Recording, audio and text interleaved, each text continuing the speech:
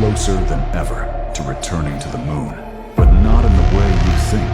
For years, Artemis III was expected to be the mission that would put astronauts back on the lunar surface for the first time since Apollo 17 in 1972. But in a surprising update, NASA changed the mission plan.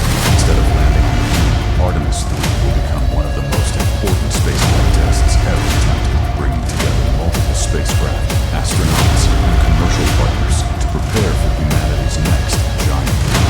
This is the story of Artemis III, the return to deep.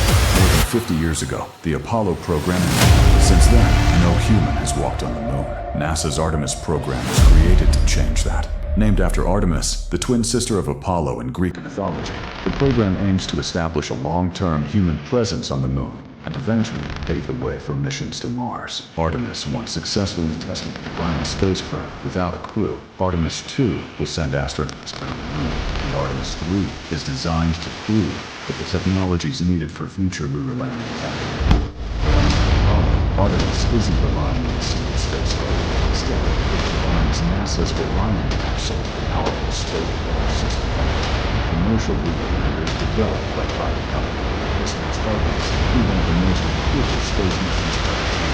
The mission begins with the launch of NASA's Space Launch System. Standing taller than the Statue of Liberty, SLS is the most powerful rocket currently operating. At launch, Orion and its crew accelerate into space atop millions of pounds of thrust. Once in orbit, the real challenge begins. Instead of heading directly to the moon, Artemis III tests rendezvous and docking procedures with advanced lunar landers. Docking two spacecraft in orbit is already difficult, but Artemis III aims to demonstrate operations involving multiple landers with different organizations. Astronauts will practice the exact procedures of future missions. Every system, the communications, life support, and docking hardware must work.